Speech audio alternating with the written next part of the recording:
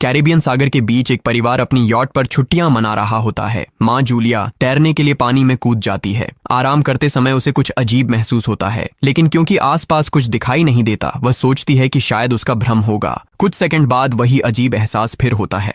इस बार भी कुछ नजर नहीं आता, लेकिन अब वह घबरा जाती है और यॉट की तरफ तैरना शुरू करती है। तभी अचानक कोई उसकी टांग खींचने लगता है और वह मदद के लिए जोर जोर से चिल्लाने लगती है। उसकी बेटी कैसी हेडफोन लगाकर म्यूजिक सुन रही होती है, इसलिए उसे कुछ सुनाई नहीं देता। पति टॉम और बेटा बेन मछली पकड़ने में व्यस्त होते हैं। जूलिया पानी के ऊपर टिकने की कोशिश करती है, लेकिन मुंह में पानी जाने की वजह से चिल्लाना मुश्किल हो जाता है। थोड़ी देर बाद टॉम को एहसास होता है कि काफी देर से उसने जूलिया को नहीं देखा। वह यॉट पर उसे ढूंढता है और फिर अपनी पत्नी को खतरे में देख लेता है। वह बच्चों को बुलाता है, यॉट को उस तरफ ले जाता है और पानी में कूद जाता है। जल्दी से जूलिया तक पहुंचकर उसे संभालता है और यॉट की ओर तैरता है। बच्चे दोनों को ऊपर खींच लेते हैं। परिवार जूलिया को संभालता है, लेकिन जूलिया खुद को समझाती है कि शायद लहरों की वजह से ऐसा हुआ होगा।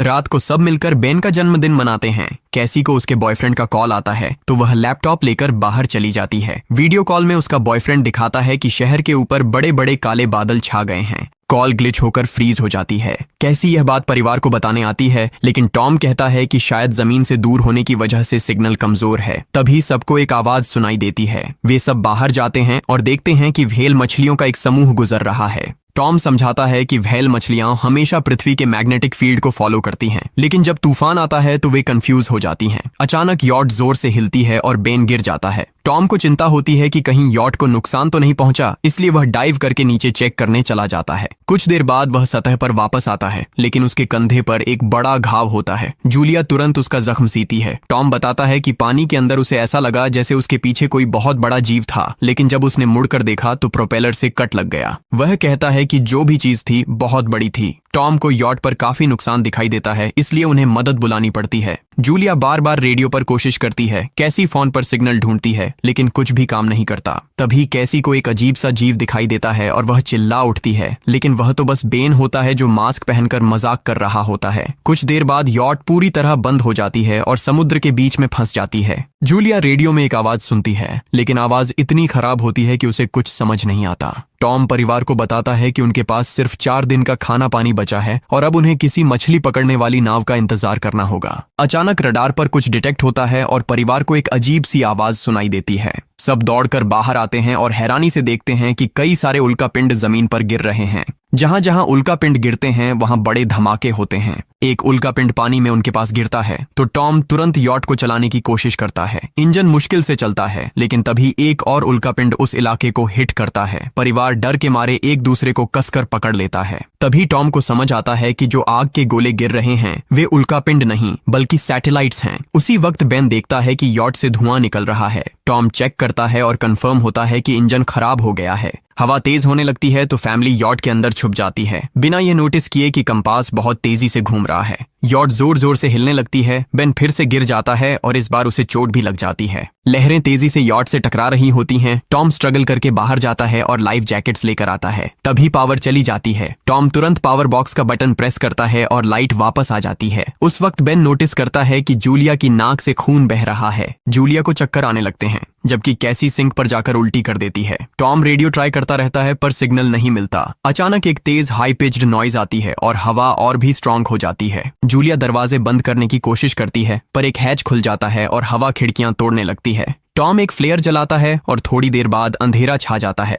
अगली सुबह फैमिली शॉक में उठती है कि वो स्टॉर्म से बच गए हैं, लेकिन यॉट आधी तबाह हो गई होती है। जब वो बाहर आते हैं तो देखते हैं कि समुद्र का पानी गायब हो गया है और यॉट अब जमीन पर अटकी है। सब ये देखकर शॉक में आ जाते हैं। कैसी सिग्नल चेक करती है पर नेटवर्क बिल्कुल डाउन होता है। बेन 2 मरे हुए केकड़ों से खेलने लगता है। टॉम कंपास चेक करता है और देखता है कि वो उल्टा हो गया है। ये आखिरी बार 7 लाख साल पहले हुआ था। कैसी को लगता है कि उसका बॉयफ्रेंड मर गया होगा और वो टूट जाती है। जब जूलिया उसे समझाने आती है तो कैसी उसे दूर कर देती है और छुपने चली जाती है। जूलिया और टॉम बची हुई सप्लाईज देखते हैं। बेन अपने बर्थडे बलून्स एक पत्थर से बांध देता है ताकि शायद कोई बचा हुआ सर्वाइवर देख ले। टॉम फिर रेडियो ट्राई करता है और इस बार एक आदमी से कनेक्शन हो जाता है। उसका नाम नाव होता है और वो एक सबमरीन का कैप्टन होता है। उसकी सबमरीन भी लैंड पर अटक गई है। वो कंफर्म करता है कि मैग्नेटिक पोल्स रिवर्स हो गए हैं, इसलिए ओशन पीछे हट गया है और जमीन डूब गई है। वो कहता है कि उसने अभी तक और सर्वाइवर्स नहीं देखे और कम्युनिकेशन सिस्टम सिस्टम्स बिल्कुल डाउन हो गए हैं। वो मजीद ये भी कहता है कि पोल्स फिर रिवर्स होंगे और शायद एक हफ्ते में समुंदर वापस आ जाएगा।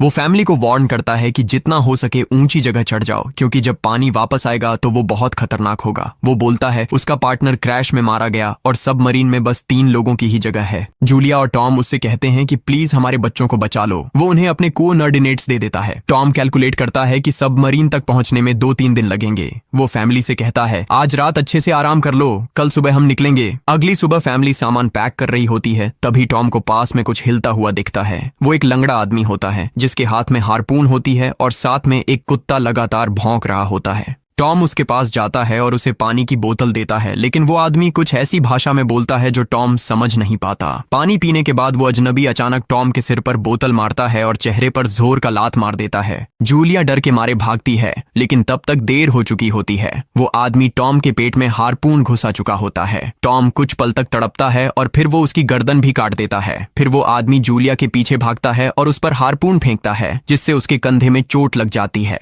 जूलिया दर्द सहते हुए यॉट के अंदर भागती है और बच्चों को बोलती है कि छुप जाओ। वो दरवाजा लॉक कर देती है। कैसी और बेन सोफे के अंदर घुस जाते हैं। जूलिया उन्हें फ्लेयर गन पकड़ाती है और खुद एक चाकू लेकर बाथरूम में छुप जाती है।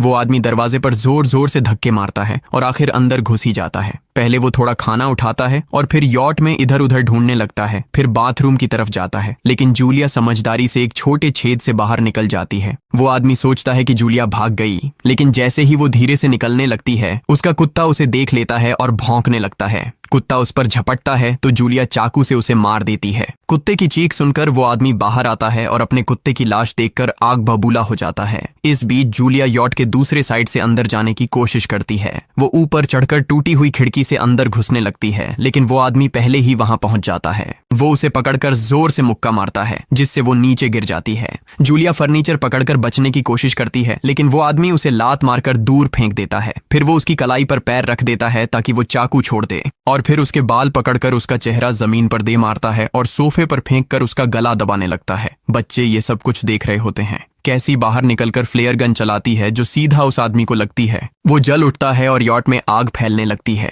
बच्चे तुरंत भाग जाते हैं, लेकिन जूलिया वापस आती है। वो उसे एक किक मारकर गिराती है, मैप और बैग उठाती है और वहां से भाग जाती है। बेन और कैसी अपने पापा के पास जाकर रोने लगते हैं। जूलिया भी उनके साथ बैठ जाती है और तीनों मिलकर आंसुओं के साथ टॉम को आखिरी अलविदा कहते हैं। तभी वो डरावना आदमी फिर यॉट से बाहर निकल आता है तो फैमिली फिर से भागने लगती है। कुछ ही देर में यॉट एक बड़े धमाके के साथ उड़ जाती है। थोड़ी दूर चलने के बाद वो लोग एक छोटे से झरने के पास रुकते हैं ताकि थोड़ा आराम कर सकें। कैसी सोचती है कि शायद वो पागल आदमी उनके पास गुब्बारे देखकर आया था। ये सुनकर बेन खुद को कसूरवार मानने लगता है। जूलिया उसे समझाती है कि इसमें उसकी कोई गलती नहीं थी और सबको आगे बढ़ने को कहती है, क्योंकि वो आदमी अभी भी उनके पीछे है। रास्ते में एक छोटे तालाब के पास बेन एक मरी हुई हैमरहेड शार्क देखकर हैरान रह जाता है। तभी जूलिया नोटिस करती है कि वो आदमी फिर उनके करीब पहुंचने वाला है। सब लोग दौड़ पड़ते हैं और एक रेत के टीले से नीचे गिर जाते हैं, जहां उन्हें जहरीला कचरा दिखाई देता है। फैमिली सावधानी से उसे पार करती है और लगता है कि उन्होंने उस आदमी से पीछा छुड़ा लिया है। चलते चलते उन्हें बड़े बड़े मरे हुए सी एनिमल्स और समुंदर के नीचे जमा हुआ सारा प्लास्टिक दिखने लगता है।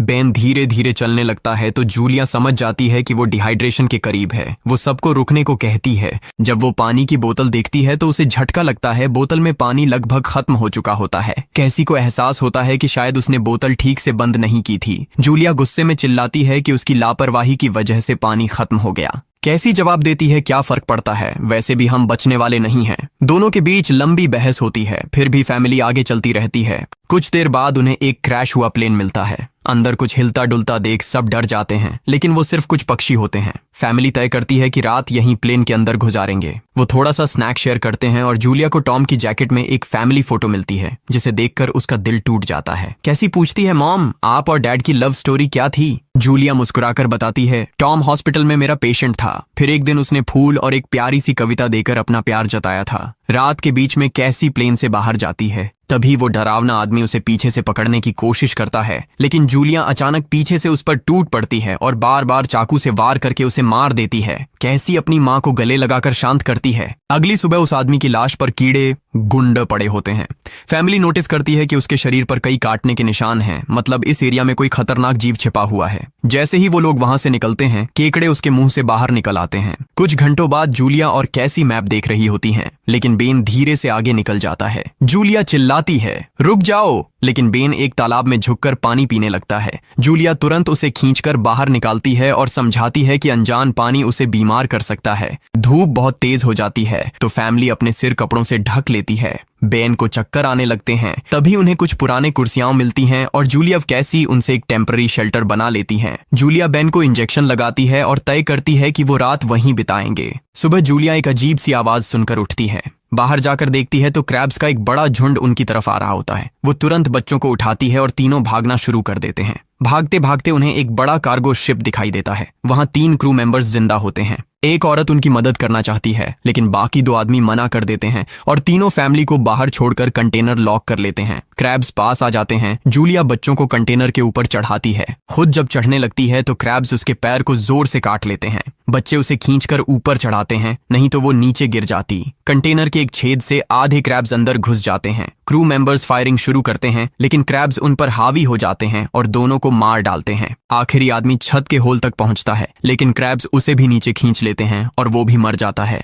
जूलिया अपने जख्म पर पट्टी बांधती है और बेहोश हो जाती है। कुछ देर बाद जब वो उठती है तो खुद को रेत के तूफान के बीच अकेली पाती है। वो घबराकर बच्चों को ढूंढने लगती है। एक मरी हुई औरत का हथियार उठाती है और जोर जोर से चिल्लाती है। कैसी उसकी आवाज सुनकर लौट आती है और बताती है कि वो और बेन मदद ढूंढने गए थे, लेकिन कोई नहीं मिला। फिर दोनों बेन से मिलते हैं, जिसे एक खुला कंटेनर मिलता है जहां वो तूफान खत्म होने तक रुक सकते हैं। जूलिया टॉम का लाइटर निकालती है और अपने जख्म को जलाकर बंद करती है, जो बेहद दर्दनाक होता है। तूफान थमने के बाद उन्हें एक और कंटेनर मिलता है जिसमें बहुत सारी पानी की बोतलें होती हैं। बॉडीज चेक करते वक्त उन्हें एक रेडियो और एक गन भी मिलती है। जूलिया नाव से संपर्क करती है और बताती है कि मैप खो गया है। इस पर नाव बताता है कि उन पर आर्थ्रोपॉड्स ने हमला किया था, वो अबिस के जीव हैं जो ऑक्सीजन की वजह से पूरी तरह पागल हो चुके हैं।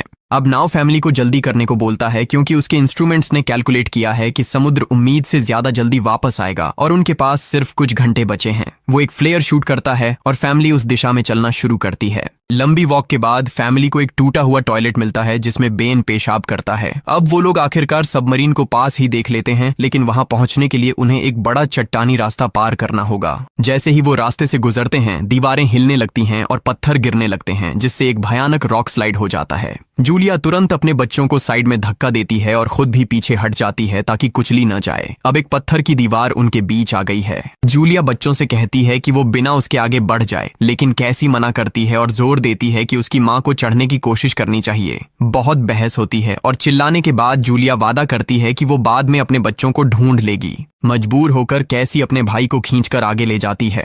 बच्चे चट्टानी रास्ता चढ़कर सबमरीन की तरफ भागते हैं, लेकिन वहां पहुंचकर देखते हैं कि नाव बाहर खून में लथपथ पड़ा है। वो समझाता है कि उसके लिए सब खत्म हो गया है और अब बच्चे सबमरीन ले सकते हैं। ये सोचकर कि एक एक्स्ट्रा जगह होगी, कैसी वापस अपनी माँ को ढूंढने भागती है। तभी जूलिया केकड़ों को आता देखती है और वो फायरिंग शुरू कर देती है। कुछ केकड़ों को वो मार देती है, लेकिन झुंड बहुत बड़ा होता है और सबसे लड़ना मुश्किल हो जाता है। उसी वक्त कैसी दीवार के ऊपर दिखाई देती है और हाथ आगे बढ़ाती है तो जूलिया अपने घायल पैर के बावजूद तेजी से चढ़ना शुरू करती है। कैसी की मदद से वो दूसरी तरफ पहुंच जाती है और दोनों साथ में सबमरीन की तरफ भागते हैं। बेन पहले से ही ऊपर खड़ा होता है और फायर खोल देता है ताकि केकड़े डिस्टर्ब रहें जब तक फैमिली ऊपर चढ़ जाए। केकड़े नाव के शरीर तक पहुंचते ही तुरंत उसे खाने लग जाते हैं। जूलिया गन उठाती है और फायरिंग जारी रखती है जब तक बच्चे अंदर चले जाएं। जब वो सुरक्षित हो जाते हैं, जूलिया समझती है कि गोलियां खत्म हो गई हैं, तो वो गन केकड़ों पर फेंक देती है और अपने बच्चों के साथ अंदर चली जाती है। फैमिली हैच को अच्छे से लॉक करती है और खिड़की से केकड़ों को सबमरीन के चारों तरफ देखती है। इसी वक्त समुद्र वापस आ जाता है तो तीनों तुरंत अपनी सीटों पर बैठकर बेल्ट पहन लेते हैं और एक दूसरे का हाथ पकड़ लेते हैं। तेज लहरें सबमरीन को जोर जोर से इधर उधर फेंकना शुरू कर देती हैं, जिससे जूलिया को पूरी जर्नी के विजन दिखने लगते हैं और कैसी उल्टी कर देती है। जल्दी ही वो हाई पिच आवाज वापस आती है और फैमिली बेहोश हो जाती है। कुछ देर बाद जूलिया और बच्चे होश में आते हैं और खुद को जिंदा देखकर खुश होते हैं। वो हैच अनलॉक करके बाहर निकलते हैं और देखते हैं कि लहरों ने सबमरीन को एक तबाह शहर में गिरा दिया है। यानी अब जिंदा रहने और नया जीवन शुरू करने की उम्मीद है। और यहीं पर फिल्म खत्म होती है। चैनल को सब्सक्राइब करना न भूलें और बेल आइकन जरूर दबाएं ताकि आपको ऐसे ही मजेदार वीडियो मिलते रहें। देखने के लिए धन्यवाद।